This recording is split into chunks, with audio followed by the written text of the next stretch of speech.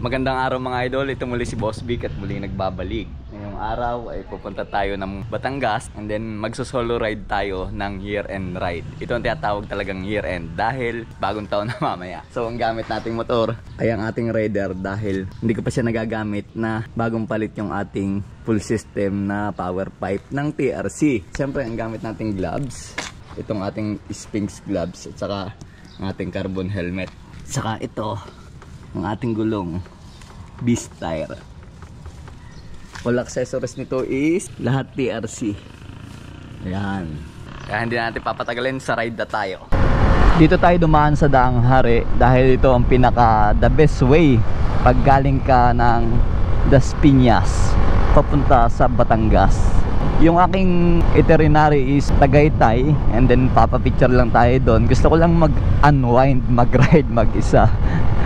Dahil pag nabitin tayo, diretso tayo ng Batangas. Ayan. Kasi ang una-una ng Tagaytay ay sakop na ng Batangas kaya magkadikit lang naman yon. Parang stuck pa rin yung tunog ng aking pipe na TRC dahil yun naman may silencer din.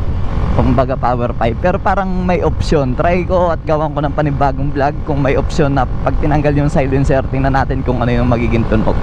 Mas okay kasi sa akin tong ganito. Alam niyo naman na may big bike ako, sawang-sawa na ako sa tunog na maingay. Dahil sa laki ng makina ng big bike, automatic na nakakabingi talaga yon, lalo na pag mabilis ang takbo na naka high revolution. So pag ganitong underbone, pwede na sa akin tong ganito, power pipe lang, ayos na. Grabe ang luwag ng daan dito sa Daang Hari oh. Palibasa mag New Year na. Yung mga tao yata nasa bahay, nag-aanda na. Aguinaldo Highway na tayo. Kahit hanggang rito talagang maluwag pa rin yung kalsada. Sarap pag motor pag ganito. Walang alay kang mararamdaman. Ayan, Imos. Ibig sabihin boundary ng Imos yun. At papasok na tayo dito sa City of Dasmariñas. Alrighty, nag-special thanks na yung Dasmariñas Municipality. Ibig sabihin welcome to Silang na tayo. Alright, ayan.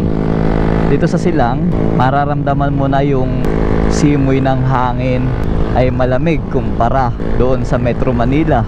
Malaking bagay yun. Ang laking pagkakaiba ng lamig dito. Kahit ako naka-jersey ako, pero tagos yung lamig kahit na may sikat ang araw, iba pa rin eh. Namnam mo yung hangin na malamig kahit tagos na tagos yung sikat ng araw. At hindi magtatagal, meron ng signboard na Calax entry. So ang Calax kasi dito pa lang yung pinakamalayo sa Silang. Dalawa yung exit dito, Silang East at saka West. Hindi pa nakayayari yung ibang lugar kaya hindi pa binubuksan sa publiko. Isa yata ito sa interchange kaya ito ganito, medyo paikot.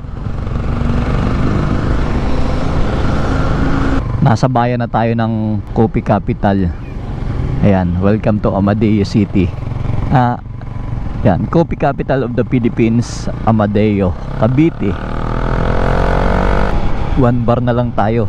Gasolina muna tayo. Mahirap na, baka maubusan tayo ng gas.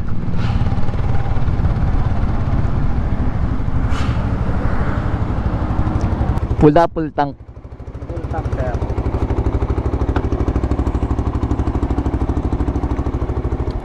Alright. Malapit na po na mag-ano yun sir, ano? Full TRC ano? Malapit na mag-full TRC. TRC lahat yan. Ayos, di ba? Malapit na, konti na lang, pang show na. Pang show na. Madami pang kulang pag pang show. Pati ano, swing arm na TRC. Mukhang mahilig ka din sa motor ah. Na-aksidente lang ako yung ano, motor. Anong gamit mong motor dati? Wave eye po. Oo. Wave eye na Dahan-dahan lang para pag na-aksidente hindi kasi nung masakit. nakaparada lang kami nun sir, binangga kami sa likod. Yun lang. Kahit anong pag-iingat, walang magagawa. Paglalapit ang disgrasya talaga. Oo. Tutulan akong buto eh. Saan banda? Semento na yan. Ay ano, bakal. Karne kahaba na puto siyang Haba din, no? Okay na yan, brother. Matipid din naman sa gasto. Nakukumpit ko pala tong motor na to. Ang average pala nito nasa 40 pag probinsya, 40 km isang litro, 41. Diba? Ayos din. At ayan na nga, andito na tayo sa Tagaytay dahil sa tapat na tayo ng Hall of Justice sa may Mahogany Market. Meron dito magandang view. Daan tayo, try natin dumaan. Isang restaurant yata to na dinemolish na. Alright, ayan. Oh, diba? Ganda. Ah, kakatakot. Uy, grabe. Nakakalula. Pero mukhang hindi pa naman malalaglag. So, ipwesto lang natin na maganda. Gagawa tayo ng thumbnail. Alright, ito yung thumbnail natin, oh. Ayan, nakikita nyo naman. Diba? Apakaganda. Taal Volcano, Taal Lake. Apakaganda ng view. Pakita ko sa inyo yung dahan-dahan tayo. Op, bangin talaga, grabe. Parang nalulula. Ganda ng view. Tapos alamig na simoy ng hangin. Ibang iba talaga yung simoy galing sa Tagaytay. Mataas na lugar kasi to. Feature muna tayo. Andito na tayo sa Robinson Supermarket sa Twin Lake, Tagaytay. At dire-diretso tayo ng ride. Ayan, oh, ang ganda ng view. Minsan nagbabago yung panahon, eh, parang madilim na uulan. Kalibasa nga itong Tagaytay ay mataas na lugar. Papuntang Alfonso na tayo.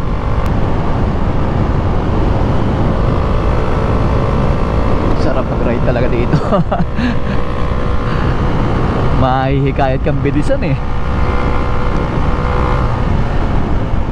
Sarapan akong gamitin tong rider na to. Parang ang lalim na silinyator, eh. Bawat piga mo may ibubuga.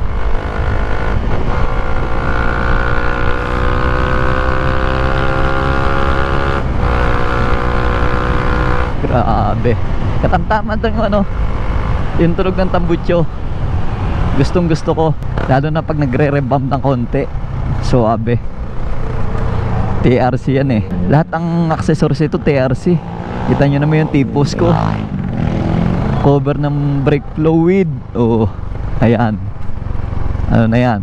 Maligayang pagdating sa lalawigan ng Magigiting, Nasugbu, Batangas. Ito tayo.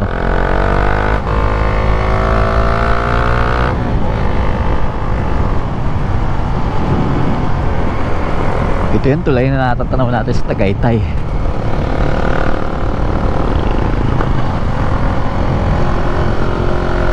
Hindi naman pambangking tong atin na to. Ang haba ng swing arm, pero pwede pa rin. Hindi naman race tire ang ating disc tire na ginagamit, pero makapit naman.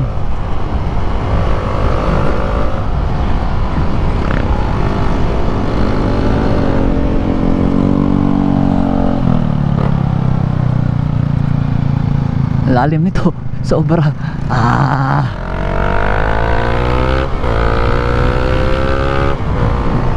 Yun, oh. Ang sarap, oh. Grabe, oh. Kita nyo naman. Parang nakaka-relax talaga, eh. Pero pag nakikita nyo yung gantong tanawin, napakasarap pagmasdan. Parang ayaw mo nang dumating sa gusto mong puntahan. Medyo may twist pa ng konti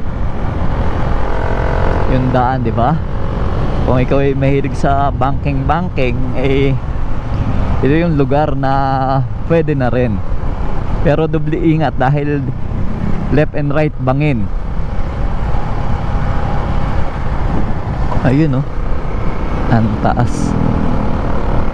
Napahinto ako dahil magandang view. Hindi pa tayo dito sa kabila. Dito sa ayan. Ayan,